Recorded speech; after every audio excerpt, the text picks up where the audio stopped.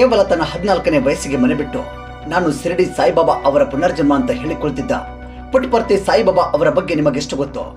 ಇವರು ನಿಜಕ್ಕೂ ಅವರ ತನ್ನ ಶಕ್ತಿಯಿಂದಲೇ ವಜ್ರದ ಸರ, ಬಂಗಾರದ ಉಂಗುರಗಳು, ಬ್ರ್ಯಾಂಡೆಡ್ ವಾಚ್ಗಳು, ಹೀಗೆ ನಾನಾ ವಸ್ತುಗಳನ್ನ ಸೃಷ್ಟಿ ಮಾಡ್ತಿದ್ರ. ಇವರ ಬಗ್ಗೆ ವಿಜ್ಞಾನಿಗಳು ಹೇಳಿದ್ದೇನು? BBC ಬಿಡುಗಡೆ ಮಾಡಿದ ಸಾಕ್ಷಿ ಚಿತ್ರದಲ್ಲಿ ಇವರು ನಕಲಿ ಬಾಬಾ ಅಂತ ಹೇಳಿದೆಯಾ? ಹೀಗೆ ಸತ್ಯ ಸಾಯಿಬಾಬಾ ಅವರ ಬಗ್ಗೆ ಮತ್ತಷ್ಟು ಆಸಕ್ತಿದಾಯಕ ಸಂಗತಿಗಳನ್ನ ಈ ವಿಡಿಯೋ ಮೂಲಕ ತಿಳಿದುಕೊಳ್ಳೋಣ. ಹಾಗಾಗಿ ತುಂಬಾನೇ ಇಂಟ್ರೆಸ್ಟಿಂಗ್ ಆಗಿರುವ ಈ ವಿಡಿಯೋವನ್ನ ಎಲ್ಲೂ ಮಿಸ್ ಮಾಡದೆ ಕೊನೆವರೆಗೂ ನೋಡಿ. ಆದ್ರೆ ಅದಕ್ಕಿಂತಲೂ ಮುಂಚೆ ನೀವು ಇನ್ನು ನಮ್ಮ ಚಾನಲ್ ಸಬ್ಸ್ಕ್ರೈಬ್ ಮಾಡಲಂದ್ರೆ ಸಬ್ಸ್ಕ್ರೈಬ್ ಮಾಡಿ, ಹಾಗೂ ಲೇಟೆಸ್ಟ್ ವಿಡಿಯೋಗಳ ನೋಟಿಫಿಕೇಶನ್ಗಾಗಿ ಪಕ್ಕದಲ್ಲಿರುವ ಬೆಲ್ ಐಕಾನ್ ಪ್ರೆಸ್ ಮಾಡಿ. ಸ್ನೇಹಿತರೆ, ಸತ್ಯ ಸಾಯಿಬಾಬಾ ಅವರ ಮೂಲ ಹೆಸರು ರತ್ನಾಕರಂ ಸತ್ಯನಾರಾಯಣ ರಾಜು ಅಂತ. ಇವರು ಹುಟ್ಟಿದ್ದು 1926 ನವೆಂಬರ್ 23ರಂದು ಆಂಧ್ರ ಪ್ರದೇಶದ ಪುಟ್ಟಪರ್ತಿ ಎಂಬಲ್ಲಿ. ಬಾಲ್ಯದಿಂದಲೇ ದೇವರ ನಾಮ, ನಾಟಕ ಹಾಗೂ ನೃತ್ಯದಲ್ಲಿ ಅಪಾರ ಆಸಕ್ತಿ ಹೊಂದಿದ್ದ ಇವರು ಗಾಳಿಯಿಂದಲೇ ಪವಾಡ ಮಾಡಿ ಹಣ್ಣು ಹಂಪಲುಗಳು ಹಾಗೂ ಸಿಹಿ ತಿಂಡಿಗಳನ್ನ ಸೃಷ್ಟಿ ಮಾಡಿ ಭಕ್ತಾದಿಗಳಿಗೆ ನೀಡ್ತಾ ಇದ್ರಂತೆ.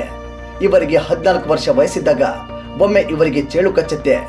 ಕೆಲ ಕಾಲ ಮೂರ್ಛೆ ಹೋದ ಇವರು ಎಚ್ಚರವಾದ ಮೇಲೆ ವಿಚಿತ್ರವಾದ ವರ್ತನೆ ಮಾಡಲು ಪ್ರಾರಂಭಿಸಿದ್ರಂತೆ. ಸುಮ್ನೆ ನಗುವುದು, ಅಳುವುದು, ಮೌನವಾಗಿ ಕೂರುವುದು, ಹೀಗೆ ವಿಚಿತ್ರವಾಗಿ ಆಡ್ತಿದ್ರಂತೆ. ಇದ್ದಕ್ಕಿದ್ದ ಹಾಗೆ ಸಂಸ್ಕೃತದ ಪದ್ಯಗಳನ್ನ ಹೇಳಲು ಪ್ರಾರಂಭಿಸಿದ್ರಂತೆ. ಅದಕ್ಕೂ ಮುಂಚೆ ಇವರಿಗೆ ಸಂಸ್ಕೃತದ ಅರಿವೇ ಇರಲಿಲ್ಲ. ಇದನ್ನೆಲ್ಲ ಅವರ ಹಿರಿಯಣ್ಣ ಶೇಷಾಮ್ ರಾಜು ಅವರು ಹೇಳಿಕೊಂಡಿದ್ದಾರೆ. ಅವರ ತಂದೆ ತಾಯಿಗೆ ಈ ವಿಚಿತ್ರವಾದ ವರ್ತನೆ ನೋಡಿ ಭಯವಾಗಿದೆ. ಅವರನ್ನ ಅನೇಕ ದೇವಸ್ಥಾನ ಹಾಗೂ ವೈದ್ಯರ ಬಳಿ ಕರೆದುಕೊಂಡು ಹೋಗಿದ್ದಾರೆ. ಆದ್ರೂ ಏನೂ ಪ್ರಯೋಜನ ಆಗಲಿಲ್ಲ.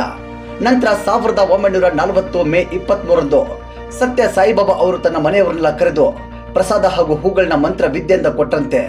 ಅವರ ತಂದೆಗೆ ಇದನ್ನು ನೋಡಿ ಕೋಪ ಬರುತ್ತೆ.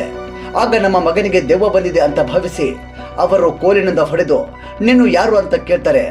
ಅವರು ನಾನು ಸಾಯಿಬಾಬಾ ಅಂತ ಹೇಳಿಕೊಳ್ತಾರೆ. ನಾನು ಶಿರಡಿ ಸಾಯಿಬಾಬಾ ಅವರ ಪುನರ್ಜನ್ಮ ಅಂತ ಹೇಳಿಕೊಂಡ್ರಂತೆ. ಶಿರಡಿ ಸಾಯಿಬಾಬಾ ಅವರು ಸಾವನ್ನಪ್ಪಿದ 8 ವರ್ಷಗಳ ನಂತರ ಈ ಸತ್ಯ ಸಾಯಿಬಾಬಾ ಅವರು ಜನಿಸಿದ್ರು. ಸ್ವತಃ ನಾನು ಶಿರಡಿ ಸಾಯಿಬಾಬಾ ಅವರ ಪುನರ್ಜನ್ಮ ಅಂತ ಹೇಳಿಕೊಂಡಿದ್ರಿಂದ ಅಂದಿನಿಂದ ಅವರಿಗೆ ಸತ್ಯ ಸಾಯಿಬಾಬಾ ಅಂತ ಹೆಸರು ಬಂತು. ಇದಿಷ್ಟು ಇವರ ಹಿಂದಿನ ಜೀವನವಾದ್ರೆ, ಇವರು ಸತ್ಯ ಸಾಯಿಬಾಬಾ ಆದ ಮೇಲೆ ಅವರು ಏನೆಲ್ಲ ಪವಾಡಗಳನ್ನ ಸೃಷ್ಟಿ ಮಾಡಿದ್ರು ಅದು ನಿಜಾನ ಅನ್ನೋದನ್ನ ನೋಡೋದಾದ್ರೆ, ಒಮ್ಮೆ ಭಕ್ತಾದಿಗಳ ಗುಂಪೊಂದು ದಕ್ಷಿಣ ಭಾರತದ ಸಮುದ್ರದ ಬಳಿ ನಿಂತು ಅನೇಕ ದೇವತೆಗಳ ಹೆಸರುಗಳನ್ನ ಹೇಳಲು ಪ್ರಾರಂಭಿಸಿದ್ರಂತೆ. ಅದರಲ್ಲಿ ರತ್ನಾಕರ ಅನ್ನೋದು ಕೂಡ ಒಂದು ಹೆಸರಾಗಿತ್ತು. ರತ್ನಾಕರ ಅಂದ್ರೆ ಅತ್ಯಮೂಲ್ಯವಾದ ಹರಳುಗಳ ದೇವತೆ. ಈ ಹೆಸರು ಹೇಳ್ತಾ ಇದ್ದಂತೆ ಸತ್ಯ ಸಾಯಿಬಾಬಾ ಅವರ ಮುಗುಳ್ನಕ್ಕೂ ಈ ಸಮುದ್ರದಲ್ಲಿ ನಮಗಾಗಿ ವಜ್ರ ಇರಬಹುದು ಅಂತ ಹೇಳುತ್ತಾ ಸಮುದ್ರದ ನೀರಲ್ಲಿ ಕೈ ಆಡಿಸಿದ್ರಂತೆ. ಹಾಗೂ ಒಂದು ವಜ್ರದ ನಕ್ಲೆಸ್ ಅನ್ನ ಹೊರತೆಗಿತಾರೆ. ಇದಲ್ಲದೆ ಇವರು ವಿಭೂತಿ, ಚಿನ್ನದ ಉಂಗುರಗಳು, ನಕ್ಲೆಸ್ಗಳು, ಹೀಗೆ ಅನೇಕ ವಸ್ತುಗಳನ್ನ ತನ್ನ ಪವಾಡದಿಂದಲೇ ತಮ್ಮ ಭಕ್ತರ ಮುಂದೆ ಸೃಷ್ಟಿ ಮಾಡ್ತಾ ಇದ್ರಂತೆ. ಇದರ ಬಗ್ಗೆ ಅನೇಕ ಚರ್ಚೆಗಳು ಕೂಡ ಆಗಿವೆ. ಇದನ್ನೆಲ್ಲ ನಮ್ಮ ಮುಂದೆ ಸೃಷ್ಟಿ ಮಾಡಿ ಅಂತ ಇವರನ್ನ ಅನೇಕ ವಿಜ್ಞಾನಿಗಳು ಕೇಳಿಕೊಳ್ತಾರೆ. ಆದ್ರೆ ಇವರು ಕೇವಲ ತನ್ನ ಭಕ್ತರ ಸಮ್ಮುಖದಲ್ಲಿ ಮಾತ್ರ ಇಂತಹ ಪವಾಡಗಳನ್ನ ಮಾಡ್ತಿದ್ರು. ನಂತರ 1995ರಲ್ಲಿ ಎಚ್ ನರಸಿಂಹನವರು ಹೋರಾಟದ ಹಾದಿ ಎಂಬ ಪುಸ್ತಕವನ್ನ ಬಿಡುಗಡೆ ಮಾಡ್ತಾರೆ. ಅದರಲ್ಲಿ ಅವರು ಸತ್ಯ ಸಾಯಿಬಾಬಾ ಅವರ ಅವೈಜ್ಞಾನಿಕ ಪವಾಡಗಳ ಬಗ್ಗೆ ಉಲ್ಲೇಖಿಸಿದ್ದಾರೆ. ಎಚ್ ನರಸಿಂಹನವರು ಸ್ವಾತಂತ್ರ್ಯ ಹೋರಾಟಗಾರರು, ಬೆಂಗಳೂರು ವಿಶ್ವವಿದ್ಯಾಲಯದ ವೈಸ್ ಚಾನ್ಸಲರ್ ಆಗಿದ್ದವರು. ಅಷ್ಟೇ ಅಲ್ಲ, ಅವರು ಬಸವನಗುಡಿಯಲ್ಲಿರುವ ನ್ಯಾಷನಲ್ ಕಾಲೇಜಿನಲ್ಲಿ ಫಿಸಿಕ್ಸ್ ಪ್ರೊಫೆಸರ್ ಕೂಡ ಆಗಿದ್ರು. ಜೊತೆಗೆ ಬೆಂಗಳೂರು ಸೈನ್ಸ್ ಫೋರಂನ ಫೌಂಡರ್ ಕೂಡ ಆಗಿದ್ರು. ಇಂತಹ ಮಹಾನ್ ವ್ಯಕ್ತಿಯನ್ನ ಸತ್ಯ ಸಾಯಿಬಾಬಾ ಅವರು ಆರ್ಗನೈಸ್ ಮಾಡಿದಂತಹ ಒಂದು ಬೇಸಿಗೆ ಶಿಬಿರಕ್ಕೆ ಕರೆ ನೀಡಿದ್ರಂತೆ. ಅದು ಬೆಂಗಳೂರಿನ ವೈಟ್ಫೀಲ್ಡ್ ನಲ್ಲಿರುವ ಆಶ್ರಮವೊಂದರಲ್ಲಿ ಆ ಕಾರ್ಯಕ್ರಮವನ್ನು ಆಯೋಜಿಸಲಾಗಿತ್ತು. ಆ ಕಾರ್ಯಕ್ರಮದಲ್ಲಿ ಸುಮಾರು 2000 ಯುವಕರು ಬಿಳಿ ಬಟ್ಟೆಯನ್ನ ಧರಿಸಿ ನೆಲದ ಮೇಲೆ ಕುಳಿತಿದ್ರು. ಹಾಗೂ ಅನೇಕ ಭಕ್ತಾದಿಗಳ ಜೊತೆಗೆ 2 ದೊಡ್ಡ ಸಿಂಹಾಸನ ರೀತಿ ಇರುವ ಕುರ್ಚಿಗಳಿದ್ವು. ಅದರಲ್ಲಿ ಒಂದು ಸತ್ಯ ಸಾಯಿಬಾಬಾ ಅವರು ಕೂರಲು ಹಾಗೂ ಇನ್ನೊಂದು ಎಚ್ ನರಸಿಂಹನವರು ಕೂರಲು. ಆಗ ಎಚ್ ನರಸಿಂಹನವರು ಆ ಕಾರ್ಯಕ್ರಮದಲ್ಲಿ ಈ ರೀತಿ ಮಾತನಾಡುತ್ತಾರೆ. ಒಬ್ಬ ಆಧ್ಯಾತ್ಮಿಕ ಗುರುವಿಗೆ ಸಾಮಾಜಿಕ ಕಳಕಳಿಯೂ ಇರಬೇಕು. ಅವರು ಮೂಢನಂಬಿಕೆಯಿಂದ ಮುಕ್ತರಾಗಿರ್ಬೇಕು. ನಾನು ಕೂಡ ದೇವರನ್ನ ನಂಬ್ತೇನೆ, ಆದ್ರೆ ಪುನರ್ಜನ್ಮವನ್ನಲ್ಲ. ನಾನಿದನ್ನ ಯಾರನ್ನ ಕೂಡ ವ್ಯಂಗ್ಯವಾಡಲು ಹೇಳ್ತಿಲ್ಲ. ಆದ್ರೆ ಯಾರು ಇಂತಹ ಗುರುಗಳು ಇರ್ತಾರೋ, ಯಾಕೆ ಅವರು ತನ್ನ ಶಕ್ತಿಯಿಂದ ಬಡತನವನ್ನ ನಿರ್ಮೂಲನೆ ಮಾಡಬಾರ್ದು? ಯಾಕೆ ಸಮಾಜವನ್ನ ಶೋಷಣೆಯಿಂದ ಮುಕ್ತಗೊಳಿಸಬಾರ್ದು? ಹಾಗೂ ಮೂಢನಂಬಿಕೆಯನ್ನ ಬಿಟ್ಟು ಜನರಿಗೆ ಸಹಾಯ ಮಾಡಬಾರ್ದು ಅಂತ ಭಾಷಣವನ್ನ ಮಾಡಿದ್ರಂತೆ. ಆಗ ಆ ಸಭೆಯಲ್ಲಿರುವವರು ಯಾರು ಕೂಡ ಒಂದು ಮಾತನ್ನು ಕೂಡ ಆಡಿಲ್ಲ. ಯಾರು ಕೂಡ ಚಪ್ಪಾಳೆಯನ್ನು ಕೂಡ ತಟ್ಟಲಿಲ್ಲ. ಸ್ವತಃ ಎಚ್ ನರಸಿಂಹನವರ ಸ್ನೇಹಿತರೆ ಚಪ್ಪಾಳೆಯನ್ನ ತಟ್ಟಲಿಲ್ಲವಂತೆ. ಇದು ಎಚ್ ನರಸಿಂಹನವರು ಮೊದಲ ಬಾರಿಗೆ ಸತ್ಯ ಸಾಯಿಬಾಬಾ ಅವರ ರಿಯಲ್ ಪವಾಡ ಅಲ್ಲ ಅಂತ ಧ್ವನಿ ಎತ್ತಿದಂತಹ ಸಂದರ್ಭ. ನಂತರ ಎಚ್ ನರಸಿಂಹನವರು 1976ರಲ್ಲಿ ಒಂದು ಕಮಿಟಿಯನ್ನ ಸ್ಥಾಪಿಸಿ ಈ ಪವಾಡಗಳ ಹಿಂದಿನ ಕೈಚಳಕ ಏನು ಹಾಗೂ ಮೂಢನಂಬಿಕೆಗಳಿಂದ ಜನರನ್ನ ಮುಕ್ತಗೊಳಿಸುವುದರ ಬಗ್ಗೆ ಚಿಂತನೆ ಮಾಡ್ತಾರೆ. ಈ ಕಮಿಟಿ ಸತ್ಯ ಸಾಯಿಬಾಬಾ ಅವರ ವಿರುದ್ಧವಾಗಿತ್ತು. ಎಚ್ ನರಸಿಂಹನವರು ಸತ್ಯ ಸಾಯಿಬಾಬಾ ಅವರಿಗೆ 6 ವಾರಗಳಲ್ಲಿ ಸುಮಾರು 3 ಪತ್ರಗಳನ್ನ ಬರೆದಿದ್ದರಂತೆ. ನೀವು ನಮ್ಮೆದುರು ನಿಮ್ಮ ಪವಾಡಗಳನ್ನ ಪ್ರದರ್ಶನ ಮಾಡಿ ಅಂತ. ಆದ್ರೆ ಸತ್ಯ ಸಾಯಿಬಾಬಾ ಅವರಿಂದ ಈ ಪತ್ರಗಳಿಗೆ ಯಾವುದಕ್ಕೂ ಉತ್ತರವಿಲ್ಲ. ಇದನ್ನ ನ್ಯೂಸ್ ಪೇಪರ್ಗಳಲ್ಲಿ ಪ್ರಿಂಟ್ ಮಾಡಿದಾಗ ಈ ಸುದ್ದಿ ದೇಶಾದ್ಯಂತ ಹಬ್ಬಿತು. ಆಗ ಎಚ್ ನರಸಿಂಹನವರನ್ನ ಒಬ್ರು ಪತ್ರಕರ್ತರು ಪ್ರಶ್ನಿಸ್ತಾರೆ, ಒಂದು ವೇಳೆ ಸತ್ಯ ಸಾಯಿಬಾಬಾ ಅವರು ನಿಮ್ಮನ್ನ ಭೇಟಿಯಾದ್ರೆ ನೀವು ಅವರನ್ನ ಏನನ್ನ ಸೃಷ್ಟಿ ಮಾಡಲು ಕೇಳ್ತೀರಾ ಅಂತ. ಅದಕ್ಕೆ ಇವರ ಉತ್ತರ ಹೀಗಿತ್ತು, ಯಾಕೆ ಸತ್ಯ ಸಾಯಿಬಾಬಾ ಅವರು ಕೇವಲ ತನ್ನ ಅಂಗೈಯಷ್ಟು ಗಾತ್ರದ ವಸ್ತುಗಳನ್ನ ತನ್ನ ಪವಾಡದಿಂದ ಸೃಷ್ಟಿ ಮಾಡ್ತಾರೆ? ಅದಕ್ಕೆ ನನಗಾಗಿ ಅವರು ಒಂದು ದೊಡ್ಡ ಗಾತ್ರದ ಕುಂಬಳಕಾಯಿ ಸೃಷ್ಟಿಸಬೇಕು ಅಷ್ಟೇ.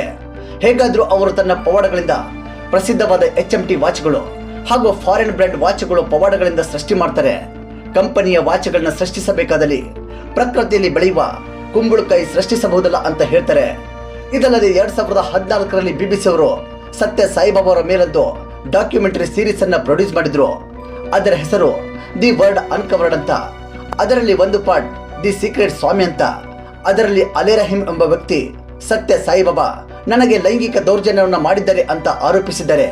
ಹಾಗೂ ಸತ್ಯ ಸಾಯಿಬಾಬಾ ಅವರ ಜೊತೆ 25 ವರ್ಷಗಳಿಂದ ಕೆಲಸ ಮಾಡ್ತಿದ್ದ ರೋಡಿ ಎಂಬ ವ್ಯಕ್ತಿಯನ್ನ ಕೂಡ ಆ ಡಾಕ್ಯುಮೆಂಟರಿ ಇಂಟರ್ವ್ಯೂನ ಮಾಡಿದ್ದಾರೆ. ಅವರು ಹೇಳುವಂತೆ ಸತ್ಯ ಸಾಯಿಬಾಬಾ ನನಗೂ ಕೂಡ ಲೈಂಗಿಕ ದೌರ್ಜನ್ಯವನ್ನು ಮಾಡಿದ್ದಾರೆ ಅಂದಿದ್ದಾರೆ.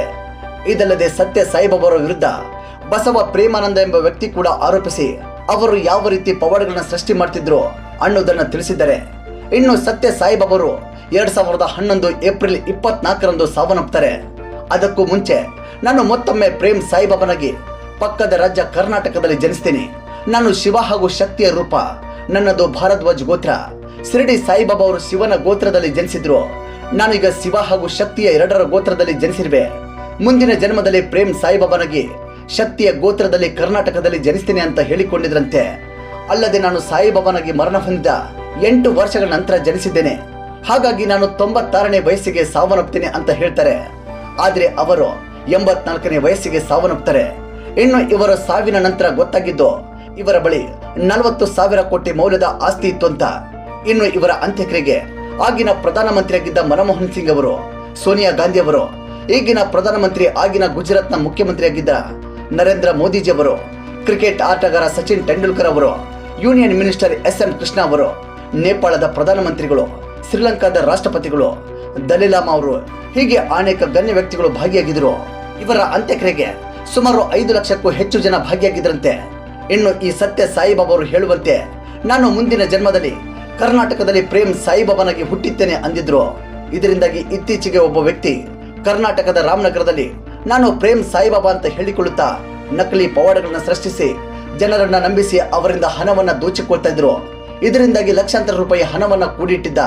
ನಾನು ದೇವಮಾನವ ಅಂತ ಹೇಳಿಕೊಳ್ತಾ ಇದ್ದ. ನಾನು ಸಾಯಿಬಾಬಾ ಅವರ ಪುನರ್ಜನ್ಮ ಅಂತಾನು ಹೇಳಿಕೊಳ್ತಾ ಇದ್ದ. ಇವನು ಮಹಾರಾಷ್ಟ್ರ ಮೂಲದ ಕೊಲ್ಲಾಪುರದವನು. ಇವನ ಹೆಸರು ಸಚಿನ್ ಅಂತ. ಇವರ ತಂದೆ ಮುಸ್ಲಿಂ ಧರ್ಮದವರು ಹಾಗೂ ತಾಯಿ ಹಿಂದೂ ಧರ್ಮದವರಾಗಿರ್ತಾರೆ.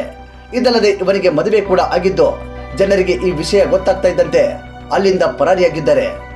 ಸ್ನೇಹಿತರೆ, ದೇವರಲ್ಲಿ ನಂಬಿಕೆ ಇರಬೇಕು, ಆದ್ರೆ ಮೂಢನಂಬಿಕೆ ಅಲ್ಲ. ಎಲ್ಲಿಯವರೆಗೂ ಈ ಸಮಾಜದಲ್ಲಿ ಮೋಸ ಹೋಗೋರು ಇರ್ತಾರೆ, ಅಲ್ಲಿಯವರೆಗೂ ಈ ಸಮಾಜದಲ್ಲಿ ಮೋಸ ಮಾಡುವವರು ಇರ್ತಾರೆ. ಈ ಬಾಬಾಗಳು ನಿಜಕ್ಕೂ ಪವಾಡಗಳನ್ನ ಮಾಡ್ತಾರ? ಅವರಿಗೆ ವೈಜ್ಞಾನಿಕವಾಗಿ ಇವೆಲ್ಲ ಸಾಬೀತುಪಡಿಸಲು ಸಾಧ್ಯನಾ? ಇದರ ಬಗ್ಗೆ ನಿಮ್ಮ ಅಭಿಪ್ರಾಯ ಏನು ಅನ್ನೋದನ್ನ ಕಾಮೆಂಟ್ ಮೂಲಕ ಶೇರ್ ಮಾಡಿ.